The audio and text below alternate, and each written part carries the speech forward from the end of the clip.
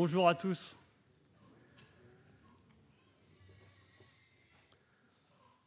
C'est avec joie que je me trouve devant vous ce matin encore. Je suis vraiment reconnaissant que Dieu soit là avec moi et avec vous aussi ce matin. Il y a 2 semaines, Johan nous a raconté la résurrection de Lazare dans Jean au chapitre 11.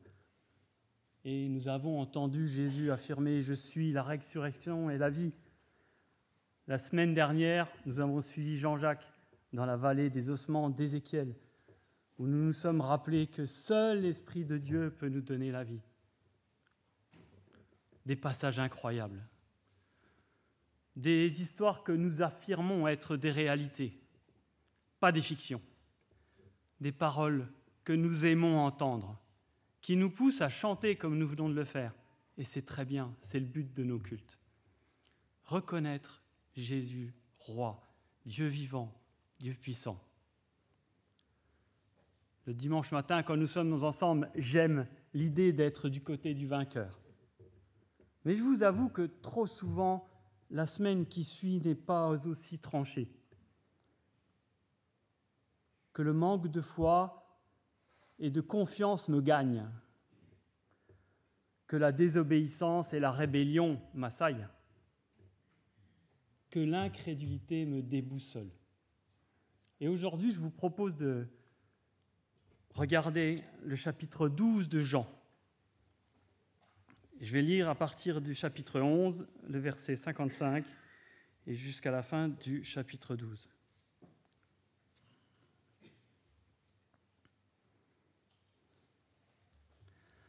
La Pâque des Juifs était proche et beaucoup de gens montèrent de la campagne à Jérusalem avant la Pâque pour se purifier. Ils cherchaient Jésus et se disaient les uns aux autres dans le temple, « Qu'en pensez-vous ? Ne viendra-t-il pas à la fête ?» Or, les chefs des prêtres et les pharisiens avaient donné l'ordre que, si quelqu'un savait où était Jésus, il le dénonce afin qu'on l'arrête. 6 jours avant la Pâque, Jésus arriva à Béthanie où était Lazare, qu'il avait ressuscité. Là, on lui offrit un repas. Marthe servait, et Lazare était parmi ceux qui se trouvaient à table avec lui.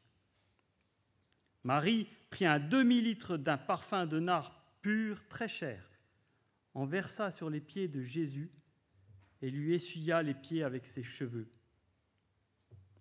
La maison fut remplie de l'odeur du parfum.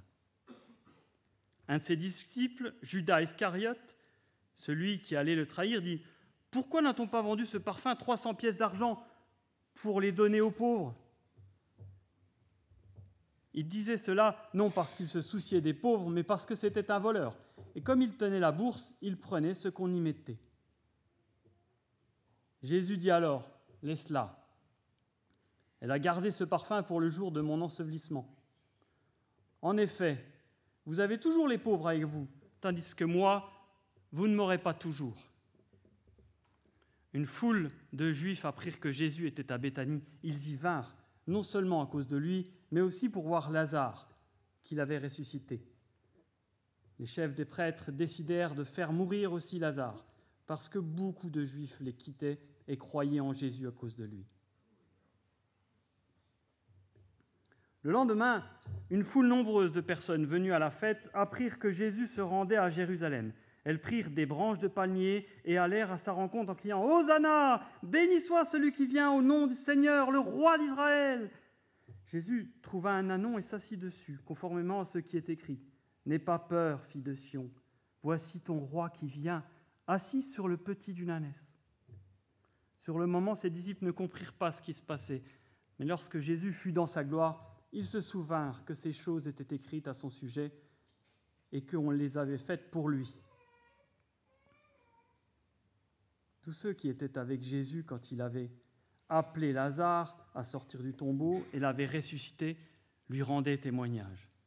C'est aussi la raison pour laquelle la foule vint à sa rencontre, parce qu'elle avait appris qu'il avait fait ce signe miraculeux. Les pharisiens se dirent donc les uns aux autres « Vous voyez que vous ne gagnez rien, voici que tout le monde se met à le suivre. Il y a des non-juifs parmi ceux qui étaient montés pour adorer pendant la fête.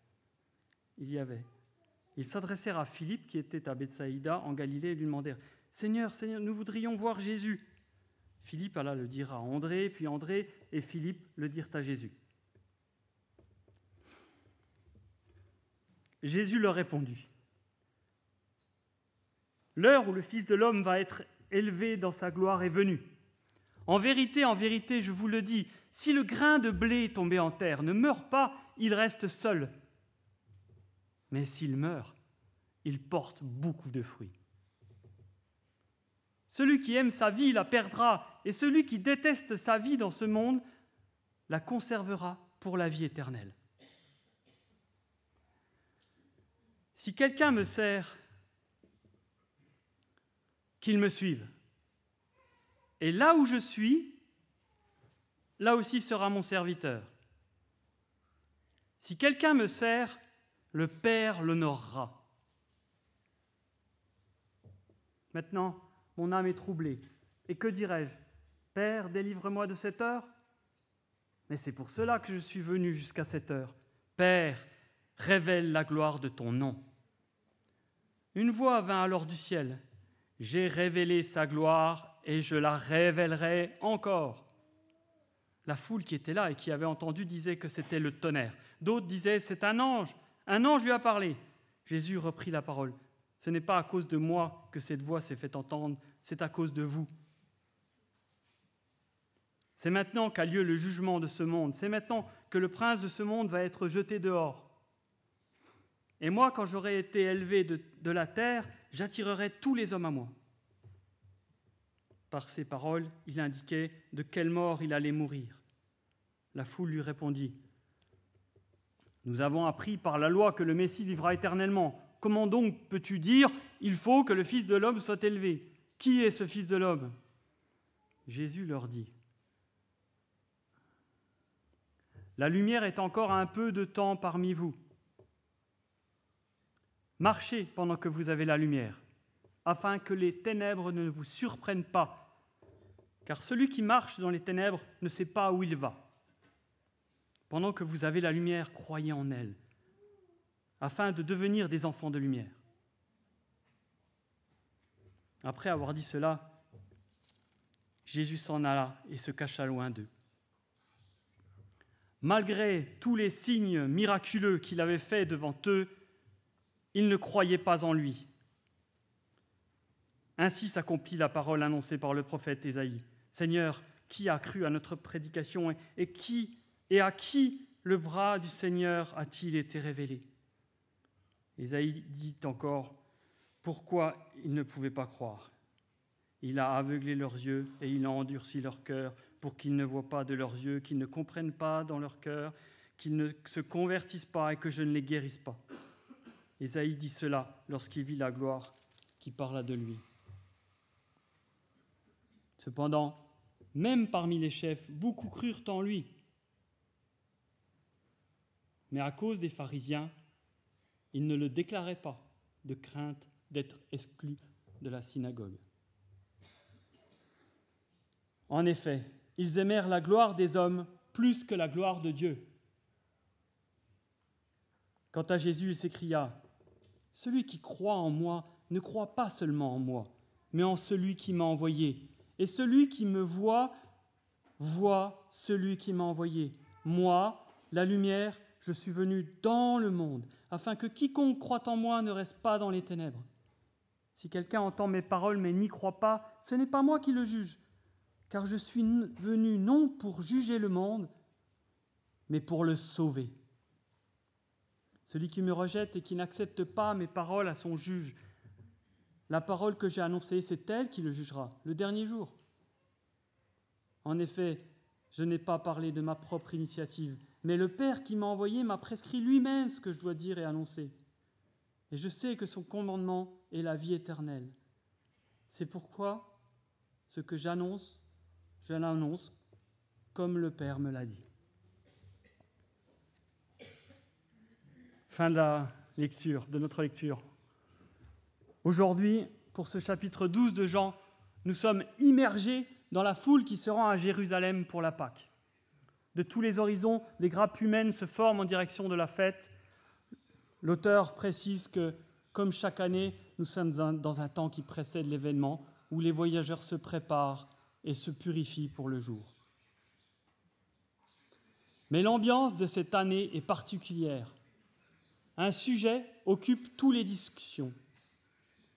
Verra-t-on Jésus ? Lazare sera-t-il là ?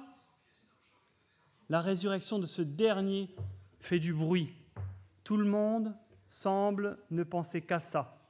Les uns pour attester, les autres pour célébrer, et les pharisiens pour les arrêter, et plus tard chercher à les tuer.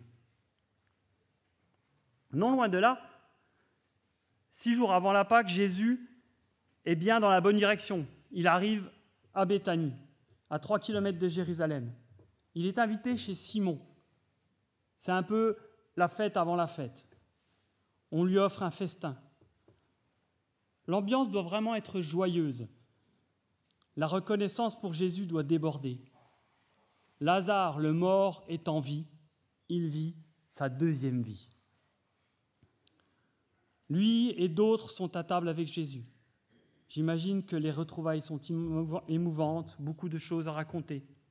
Marthe est encore au service cette fois-ci, mais pas de la même manière. Elle s'applique pour son Seigneur et pour que tout le monde soit bien. Elle ne fait aucun reproche à personne. Elle semble faire au mieux avec un cœur joyeux. Puis, sans mots, Marie s'installe auprès de Jésus pour parfumer ses pieds avec un art de qualité en quantité, en grande quantité, et elle les essuie avec ses cheveux. Le parfum remplit la pièce. Je me suis dit que peut-être dans le tumulte des retrouvailles, certains ont dû sentir, s'arrêter de parler, tourner la tête en direction de Jésus et voir ce qui se passait. Dans ce silence, Marie ne dit pas un mot, mais sa position, ses actes parlent. Elle est aux pieds de Jésus, elle a versé toutes ses économies sur les pieds de Jésus et elle l'essuie avec ses cheveux. Une femme, à cette époque, ne détache pas ses cheveux en public. Mais elle ne s'occupe pas du regard des autres. L'élan de Marie est plus fort que les us et coutumes. Sans hésitation, sans calcul, elle se donne entièrement à son Seigneur. Elle exprime sa reconnaissance au roi dans une révérence pleine et entière. Elle prend plaisir en lui, en sa présence. Christ est son bien le plus précieux. Les 3 amis de Jésus dans ce passage semblent ne pas avoir besoin de parler. La joie de se retrouver les 4 semble si grande que leur présence simultanée leur suffit. Chacun est heureux à sa place, le cœur en fête. Mais quelqu'un parle. Judas. Judas rompt le silence. Lui, il parle, il calcule, il critique. Comment 300 pièces d'argent, 1 année de salaire ? On aurait pu nourrir tant de pauvres. C'est Jésus qui prend la défense de Marie. Il met des mots sur son acte. En d'autres termes, Jésus dit à Judas, « Oui, elle a tout donné, parce que je ne suis bientôt plus là. » Elle a su saisir l'instant. Elle avait gardé ce précieux parfum pour une grande occasion. Il n'y en a pas de plus grande que celle que je m'apprête à accomplir. Jésus sait lire dans les cœurs. Sans parole pour Marie, et au travers des paroles d'un voleur comme Judas, ce même qui le trahira plus tard pour 30 pièces d'argent. Le lendemain, ça y est, tout le monde est au courant, Jésus sera là. Une foule immense l'acclame, les gens posent des branches de palmier et leurs manteaux devant son passage. Les disciples sont surpris, ils ne comprennent pas ce qui se passe. Comme les Écritures l'avaient annoncé, Jésus est maintenant monté sur le petit d'une ânesse. La foule est exaltée. Cette résurrection incroyable y était pour beaucoup. Les gens accueillent un nouveau roi, leur roi. Comme peu de monde le connaît vraiment, cela ne peut être que le roi qu'on s'imagine. le roi de ses rêves, chacun à sa manière. Celui qui va nous délivrer maintenant et tout de suite de tout ce qui nous oppresse sur cette terre. Celui qui va nous donner une vie meilleure selon nos envies, nos projets ici-bas, selon notre cœur. Il n'en est pas de même pour les pharisiens. Ils se dirent l'un à l'autre, vous voyez que vous ne gagnez rien. Voici que tout le monde se met à les suivre. Merci. Les pharisiens devaient être à l'honneur, les gentils organisateurs de la fête, et voilà que Jésus leur vole la vedette. Et que vraisemblablement, du coup, ça va être plus dur de l'arrêter. Même les non-juifs veulent voir Jésus. André et Philippe les mettent en relation avec Jésus et comme première parole, Jésus leur dit « L'heure où le Fils de l'homme va être élevé dans sa gloire est venue. » Les choses s'accélèrent comme jamais. En effet, à 3 reprises depuis le début de l'Évangile, on avait l'habitude d'entendre « L'heure n'est pas encore venue ». Et là, ça y est, on y est. L'heure est venue. Comme dans un premier souffle, Jésus dit aux non-juifs « Vous voulez me voir ? Mais je pars. Je meurs bientôt. Mais il le faut. Et vous allez voir, c'est glorieux. » Puis il s'explique par le magnifique processus de la germination. Cette vérité fondamentale, la graine doit mourir pour porter du fruit. Il parle de lui, mais aussi de tous ceux qui le suivent, de tous ceux qui croient en lui. Aïe. Alors moi aussi, je dois mourir ?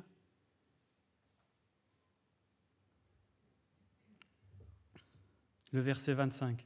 Celui qui aime sa vie la perdra, et celui qui déteste sa vie dans ce monde la conservera pour la vie éternelle. Difficile de comprendre ce qui est dit là. Déjà parce que je n'ai pas envie, moi, Guillaume. Oui, c'est ma rébellion. Mais ce qui est demandé n'est pas clair par rapport à ce que je vois là, tout autour de moi maintenant, tout de suite, dans ma semaine, dans mon travail, dans la vie, dans mes loisirs, toutes ces opportunités qui s'offrent à moi. C'est pas facile. Par facilité, par habitude, naturellement, j'aime cette vie. Franchement, je n'ai pas besoin, en tous les cas, pas tout de suite, j'ai le temps. Je ne fais rien de vraiment mal par rapport à certains. Je suis engagé dans mon église. Je cherche un passage pour m'éclairer, pour m'aider, faire mourir. Voyons voir, Timothée, il n'est pas de soldat qui s'embarrasse des affaires de la vie s'il veut plaire à celui qui l'a enrôlé. Timothée 2, 4. Mais non, je ne veux pas partir en guerre.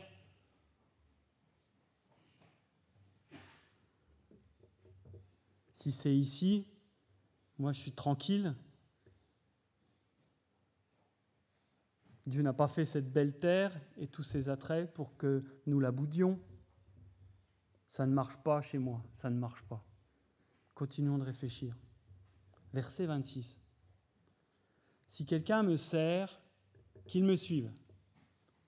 Et là où je suis, là aussi sera mon serviteur.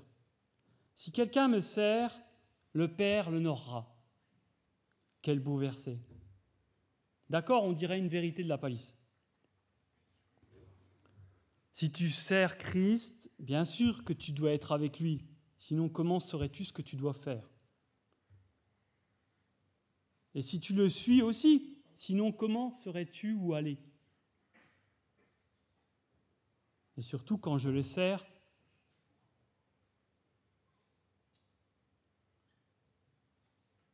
je le suis. Ce n'est pas simplement je suis avec lui, c'est que je le vois agir. Et c'est ma plus grande joie. Quelle est votre plus grande joie ? Quand vous servez dans un camp, que vous avez rencontré des portes fermées, des situations compliquées et que la porte s'ouvre. Vous êtes avec Jésus. Jésus agit. Vous le voyez agir. Quand vous allez au Maroc ou en Ukraine ou au Népal, vous servez et vous voyez Dieu agir. quand vous priez avec un ami qui a des soucis impossibles à régler et que Dieu jalonne la vie que vous êtes en train de mener avec lui, de passages où vous le voyez très clairement dans des petites choses. Oui, cette vie vaut le coup d'être vécue. Il n'y a rien qui surpasse cela. Alors vous vous rendez compte du privilège que nous avons. Vous savez que c'est the place to be près de Jésus. Comme Marie à ses pieds, Marthe au service ou Lazare à la table. Il est le modèle parfait. La théorie suit la pratique. Jésus sait que sa mort est proche, il est troublé. Ces mots « maintenant mon âme est troublée » mettent un puissant encouragement. Jésus a lutté. Comme nous devons lutter. Combien de fois faire un choix qui honore Christ nous travaille, nous pose en équilibre. Mais dans son trouble, Jésus prie, « Père, révèle la gloire de ton nom. » Dans la détresse, Jésus ne prie pas pour lui, mais pour sa mission. Une voix vint alors du ciel, « J'ai révélé sa gloire, et je la révélerai encore. » Il va se donner complètement jusqu'à la mort, de son propre choix, par pure obéissance, comme il a toujours obéi dans son parcours sur terre. Personne ne lui ôtera la vie. Et il la donnera de lui-même. Et c'est fou, mais c'est l'invitation qu'il fait à ces non-juifs tout frais venus. Et c'est l'invitation qu'il nous fait à chacun. Ensuite, versets 31 et 32, il explique sa victoire sur le prince de ce monde qui sera jeté dehors et comment il devra mourir. Mais cela ne plaît pas à la foule. Cette même foule qui acclamait le roi discute déjà son programme. Ce nouveau projet ne correspond pas à l'idée qu'ils se sont fait de la chose. Ils ne disent pas « bon, il a déjà ressuscité Lazare. Non, c'est déjà loin. Un bon roi qui vit éternellement avec nous et qui reste sur terre, oui. Mais un roi qui meurt, j'ai juste pas envie. » Alors Jésus leur dit « Attention, saisissez l'occasion, profitez d'avoir la lumière avec vous. C'est moi, et en plus vous pourrez vous aussi devenir des lumières. » Mais non, je préfère ma compréhension, ma propre voix, plus classique, plus terre à terre. Quel entêtement. Ça n'est pas sans me rappeler une histoire dont je ne suis pas fier. Un hiver, avec Régis Perrin, pasteur dans les Vosges, nous avions organisé un tour du lac de Joux en raquette avec des adolescents sur 7 jours. Avec nuit sous tente, en abri, en refuge, et cerise sur gâteau, une nuit en igloo à la fin, c'était vraiment top. Franchement, c'était une aventure magnifique. Nous avions une belle hauteur de neige, le temps était splendide. C'était le 4e jour, tout nous souriait, mais quand même un peu fatigué. Lors de la pause méridienne, dans une roulotte, abri fort sympathique, j'avais proposé une pause un peu plus longue à Régis, qui m'avait alerté sur l'entorse de l'horaire. Mais je répliquais, écoute, il fait froid mais beau, je pense qu'on a largement le temps d'arriver avant la nuit. Sauf que, pas prévu par la météo, à 15h30, une tempête s'est levée. On ne voyait plus à 1 mètre. Puis la nuit est arrivée. Pour finir, j'ai dû abriter le groupe sous un groupe d'épicéa avec Régis. J'ai tourné en vain, c'était ridicule. Je n'ai jamais réussi à trouver le gîte. Heureusement, Régis est venu m'aider pour trouver une vieille grange qu'il a pu ouvrir et on a installé les tentes dessus.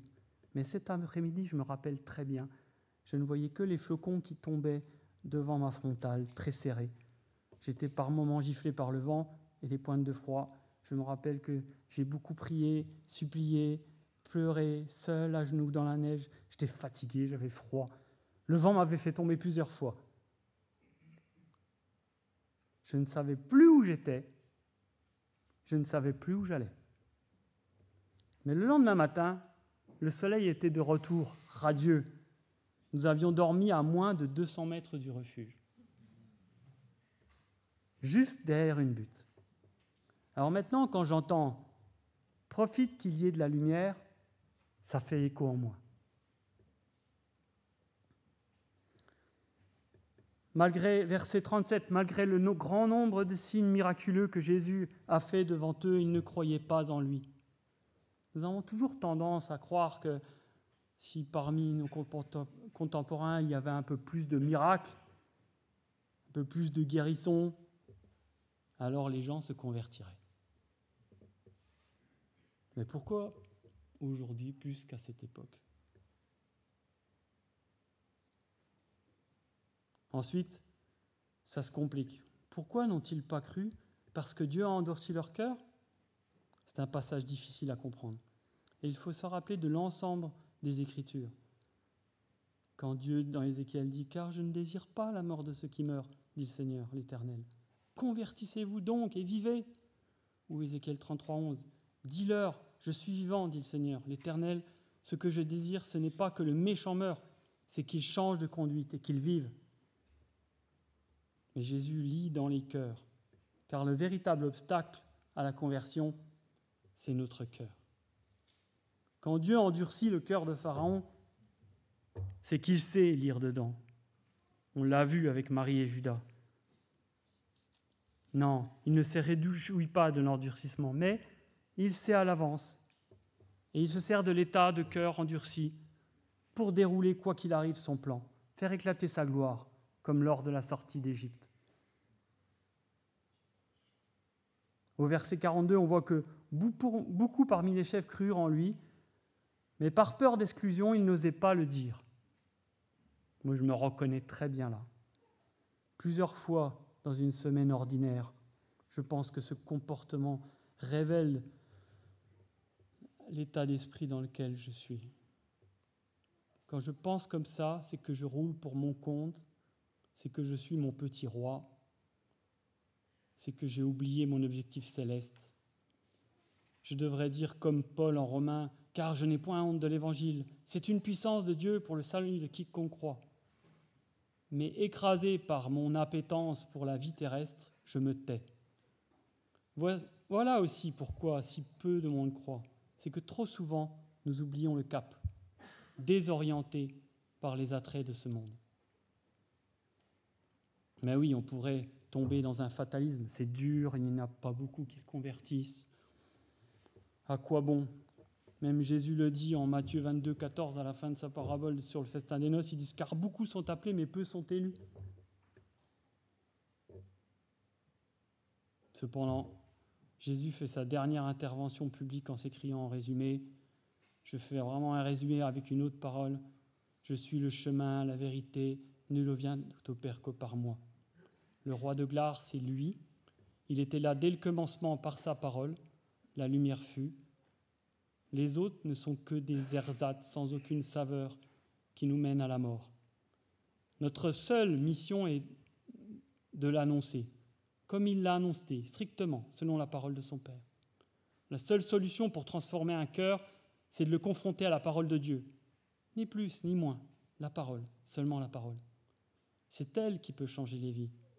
C'est la seule qui puisse juger. Alors oui, le chemin est dur, mais la mission est simple. Annonçons la parole de Dieu. Le reste ne nous appartient pas. Cette mission n'est pas la mission de demain. Profitons de la lumière. Elle est à saisir maintenant, pour chaque instant de nos vies, à chaque pas avec lui, dans sa présence. Il est la lumière qui éclaire nos pas dans les ténèbres d'ici-bas. Psaume 119, verset 105, « Ta parole est une lampe à mes pieds, une lumière sur mon sentier. » Je vais prier.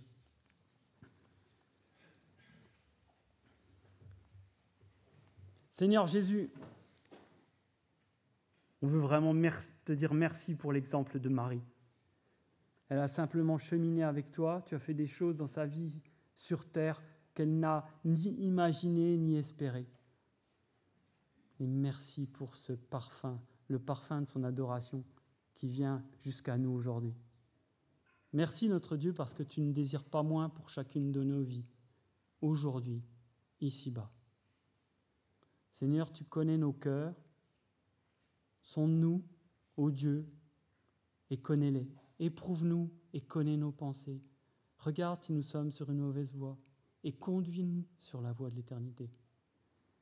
Ah oui, Seigneur, Donne-nous de t'offrir nos vies, de ne pas nous conformer à ce que nous voyons autour de nous, mais transforme-nous, renouvelle-nous pour que nous ayons la joie de discerner ta volonté, que nous puissions vivre ce qui est bon, agréable et parfait. Amen.